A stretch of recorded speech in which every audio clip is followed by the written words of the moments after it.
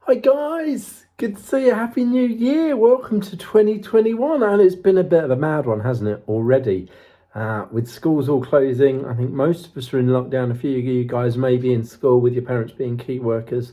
But if you are at school, it's a bit odd in that you've probably got different teachers and you're in a different bubble and not all your friends are there. And I know for those of you who are at home, I know loads of you are at home, school are giving you all different kinds of work and it's all a bit odd, and having mum and dad as teachers is even stranger. I know Malachi is really busy with all his work and is finding it a bit tricky with me trying to teach him stuff, but he's doing really, really well, as I'm sure you all are too. And it's a bit odd, isn't it? We'd hoped that this year would be a bit different, but it's all a bit odd. But there's one thing to remember, that God is the same today as he was last year, and he was the year before, and thousands and thousands and thousands of years ago. He doesn't change, and he still loves us, and he's still got everything in hand. So that's really important to remember. I just want to say so fantastically well done to all of you for the Christmas services. The feedback, the emails, the phone calls, the text messages I've had about the nativity, people loved it and thought it was brilliant. And people are still watching it on YouTube. You can still go on our church YouTube and see you guys doing it. People are still logging in and watching it again and saying how brilliant it is. So well done. Really, really good. So we're going to carry on this year following our Action Bible. And if you remember where we got to, the people had been taken out of Egypt by Moses, and they'd left Egypt and they crossed the sea, and the water would come in and got rid of all the Egyptian soldiers. And then they'd had a battle with some neighbours who lived on neighbouring land, not their next door neighbours, but people who lived on the near land, and God had looked after them and kept them safe. And then Moses had gone up to Mount Sinai, up into the mountain, and had got the 10 Commandments, and that's where we left it. Just before the Christmas holidays, and we picked the story up from there, and it's called the Golden Calf, and it's on page 156 if you're following with me in the book. So this is based on the book of Exodus, it's the second book of the Bible, and chapter 32. God gives Moses more laws, and when these are written down, Moses builds an altar. He and the people make an agreement or a covenant with God. The people promised to follow all of God's commands. So an altar is somewhere where they would sacrifice animals to it. So it's a big high table. Later, God calls Moses to come back up to Mount Sinai, where he will give Moses the law written on some stone tablets. So big pieces of stones, big bits of rock. Joshua, remember Joshua was working with Moses, and then there's Aaron, who is Moses' brother, who will come across a bit further on in the story.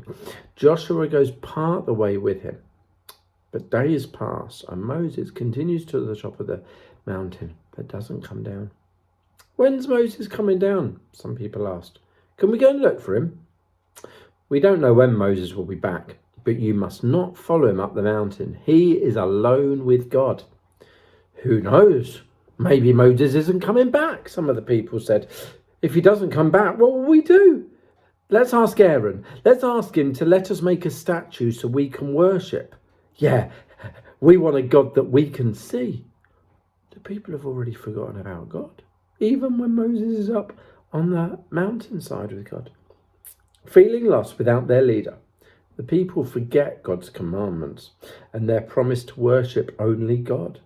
They bring their jewelry to Aaron, who melts it and makes a golden statue of a calf, a baby cow. It looks like just one of the gods our neighbours worshipped in Egypt. Tomorrow will be a feast day. We will worship our new God then. Dearie me, the people have forgotten totally about our God. Early the next morning, the people bring their offerings to the altar before the golden calf. They eat and drink and dance with joy, worshipping a God that they've made up. But while the people are celebrating, Moses comes down the mountain with the golden tablets, of which God has written the 10 Commandments.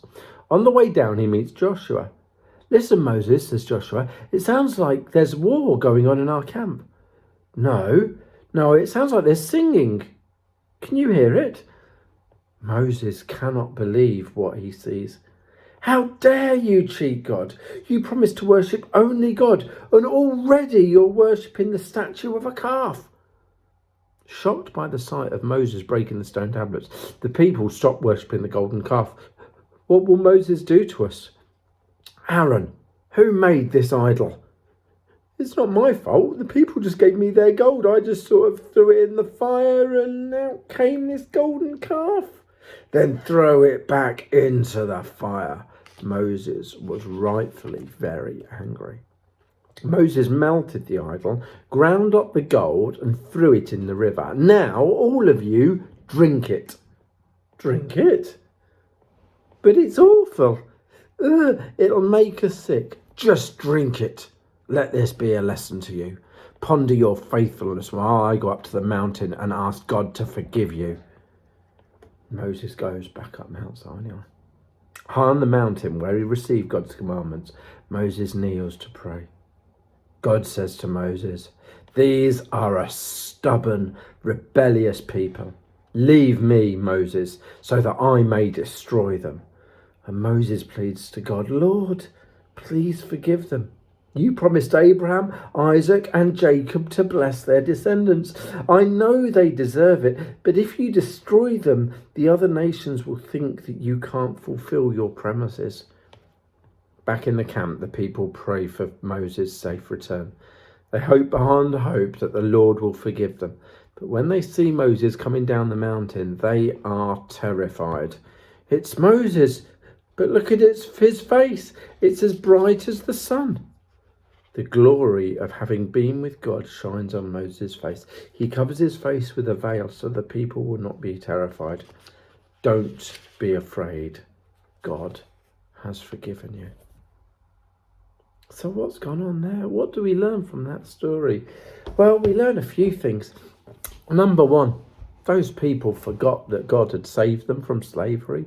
They'd forgotten about the plagues. They'd forgotten about the sea parting and then walking through in it, engulfing all the soldiers. They'd forgotten that God had saved them in the battle with their near neighbours. They'd forgotten all of that. They'd forgotten their covenant, their promise that they'd made to God. They forgot everything. And then God forgave them. And yeah, God was talking about not forgiving them, but Moses prayed and prayed and prayed, and God did forgive them.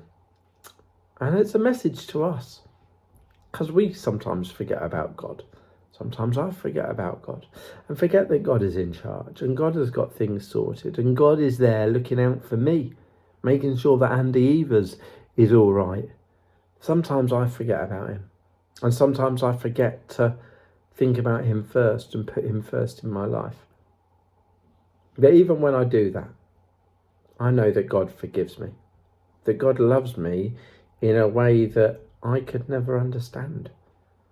And the same way that God loved those people, even though they'd forgotten all that he had done for them, even though they'd created their own God that they brought more important, they made more important that golden calf than God, God still forgives them. And that's just something is good to know. So no matter when we forget God, and sometimes when we do things we shouldn't do, God still loves us and God still forgives us. Well, I hope you've enjoyed today's story. We'll be meeting later on Zoom. We meet every Tuesday on Zoom. So please do come and join us this Tuesday. It's the 12th of January 2021. We'll meet at 6 o'clock. If you want to be part of that Zoom, please get your mum or your dad or whoever looks after you to send me a message, and I'll invite you in and we can join up at 6 o'clock and we'll talk about that bit in the story, and we'll pray together and we'll have a chance just to chat to each other and catch up. So I pray you're all well, and I can't wait to see you later on this evening in our Zoom call. So see you later. God bless, keep well, and I'll see you tonight or next week. Bye.